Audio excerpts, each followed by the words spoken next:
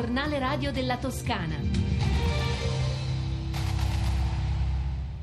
Sono le 7:18, buongiorno e buon ascolto da Maria Adele De Francisci in studio e da Andrea Cappelli in regia per la parte tecnica. Oggi nel nostro giornale anticorpi monoclonali per guarire dal Covid, i primi farmaci già distribuiti tra Empoli e Prato. Liste di riserva si cambia entro la settimana via un sistema unico regionale per le prenotazioni dei vaccini. Intanto altri 3 comuni toscani passano in rosso, ma prima dei servizi gli aggiornamenti sul traffico dalla centrale operativa della Polizia Stradale di Firenze. Diamo il buongiorno a Simona Vagelli. Buongiorno a voi studio e a tutti i radioascoltatori. Al momento traffico regolare sulle principali strade ed autostrade della nostra regione. Come di consueto raccomandiamo la massima prudenza alla guida ed il rispetto dei limiti di velocità. Dal centro operativo della Polizia Stradale di Firenze, buon viaggio, a voi la linea.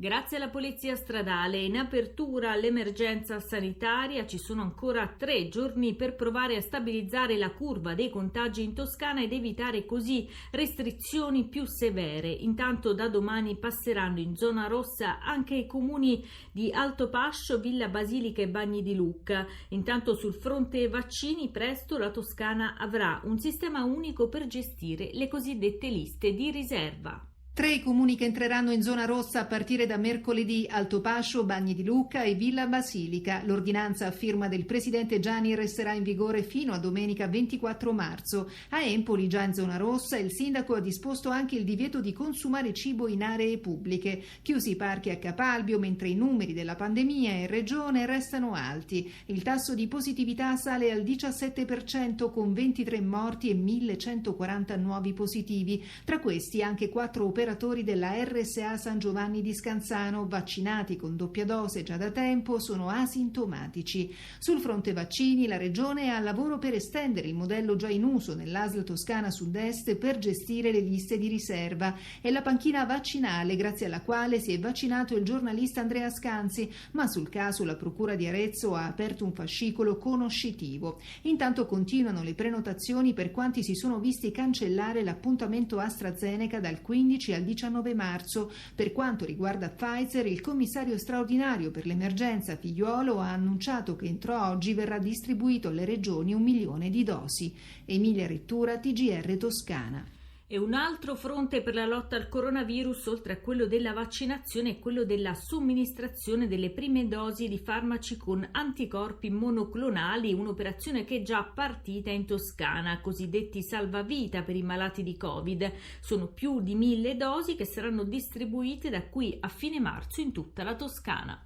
Le prime dosi già somministrate a 5 pazienti tra Empoli e Prato a 20 giorni dall'autorizzazione ministeriale. Entro fine marzo saranno 1080 i farmaci a base di anticorpi monoclonali distribuiti in Toscana. La loro caratteristica è di andare a legarsi, come sono delle proteine, sono capaci di legarsi allo spike del virus, impedendogli quindi la capacità poi di entrare all'interno delle cellule. Quello prodotto dalla Eli Lilly è il primo di una serie in fase di approvazione da parte dell'AIFA, farmaci salvavita, quelli che saranno somministrati nelle strutture specialistiche di 12 centri ospedalieri della regione, ma almeno in questa fase la platea dei beneficiari individuati dalle USCA e dai medici di base sarà ristretta: asintomatici o paucisintomatici, tra l'80 e l'85% dei casi, ma con fattori di rischio associati come tumori, dializzati e diabetici, e soprattutto all'insorgere del virus. Gli studi parlano proprio di primi 3-4 giorni, l'indicazione AIFA è quella di trattare comunque entro la 10ª giornata dal momento dell'infezione. Anche per questo dalla regione ripongono maggiori speranze sui monoclonali prodotti a Siena da Toscana Life Sciences, attualmente in fase di sperimentazione 2 e a più ampio spettro d'azione, 100.000 dosi che dopo la fase 3 a giugno potrebbero essere disponibili dall'autunno.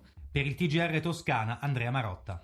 La cronaca al processo a Lucca, dove è accusato per maltrattamenti in famiglia e stalking. Mario Cipollini ha respinto tutte le accuse. In 2 ore di interrogatorio piene di non ricordo ha dato una versione opposta a quella della ex moglie, che lo accusa appunto di maltrattamenti. In particolare l'ex ciclista ha negato di aver minacciato la donna puntandole contro una pistola.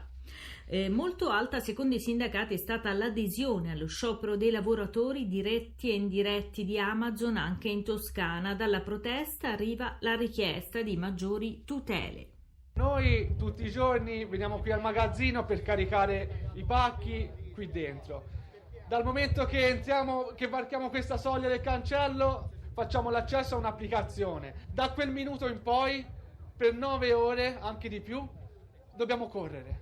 Perché ci dicono che dobbiamo correre per consegnare tutto. Non siamo più disposti a correre, perché le conseguenze di questo correre le viviamo noi sulla nostra pelle. Lavorare per sopravvivere nel 2021 significa anche questo. E come il rider che lavora nel magazzino di Ospedaletto, moltissimi lavoratori di Amazon sono scesi in piazza o comunque si sono astenuti per il primo sciopero di questa portata in Italia contro una over the top. Così vengono definite le multinazionali che più stanno crescendo e guadagnando durante la pandemia.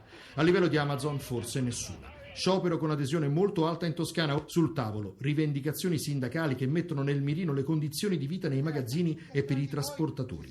Turni lunghi e logoranti dettati da algoritmi.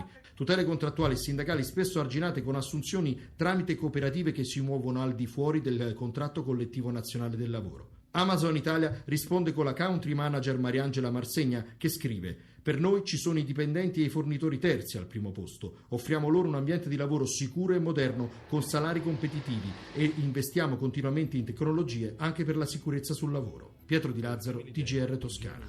56 persone sono state denunciate, 24 sequestri di rifiuti agrochimici con sostanze pericolose e oltre 3 tonnellate di prodotti sequestrati, infine 1 milione di euro di sanzioni elevate, risultato di un'indagine dei Carabinieri Forestali di Pistoia sul commercio di fitosanitari per i quali il Ministero della Salute aveva revocato l'autorizzazione. Ora lo sport, calcio Fiorentina, è stata una giornata di assoluto riposo per Prandelli dopo la sconfitta contro il Milan e oggi è previsto un incontro tra il tecnico e la società viola, ma sentiamo il servizio.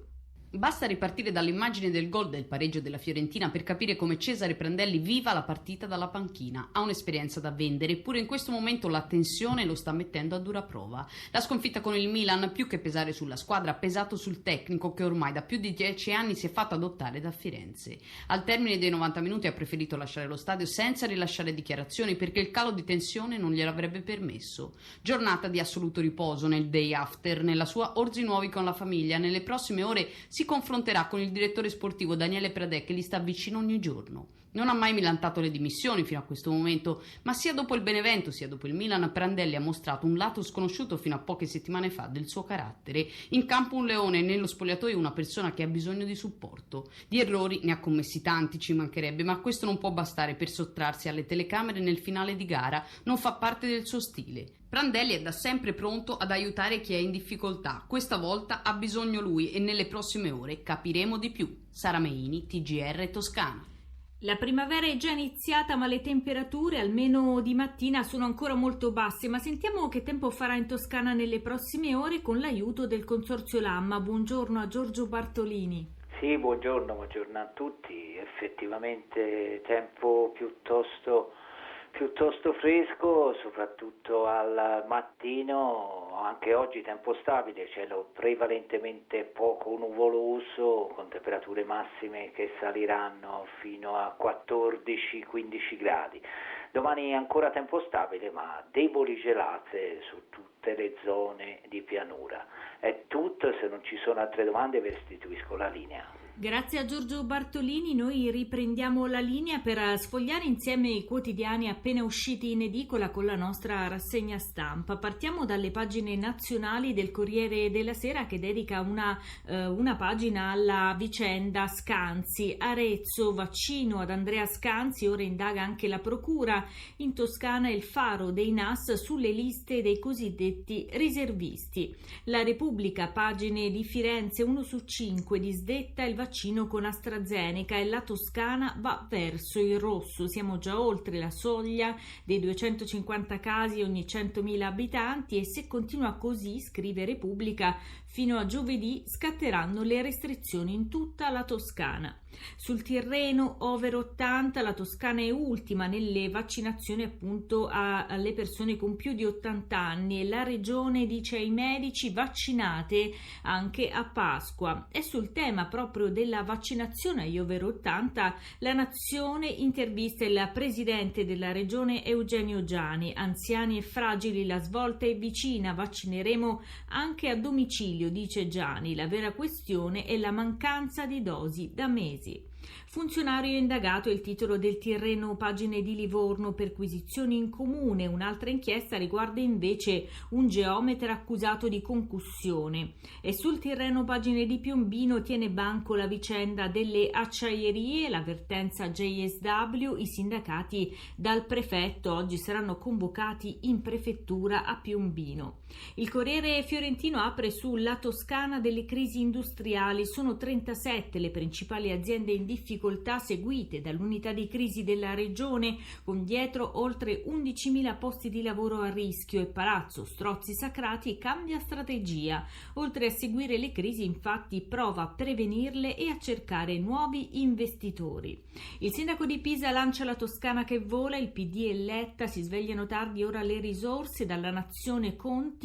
Il neo segretario Dem dice quello che proponiamo da anni, ovvero potenziare lo scalo di Pisa. Gianni e Nardella dicono invece Vespucci e Galilei sono complementari. In chiusura, Corriere dello Sport Stadio, la rabbia di Firenze dopo i torti arbitrali subiti con il Milan, e dal QS, pagine sportive della Nazione, Fiorentina troppo stress, Prandelli stanco. Era il nostro ultimo titolo, noi ci fermiamo qui. Il prossimo appuntamento con l'informazione regionale torna alle 12.10, sempre sulle frequenze di Radio 1. Da Maria Adele De Francisci, che ha condotto con in regia, per la parte tecnica Andrea Cappelli, a tutti voi l'augurio di una buona giornata.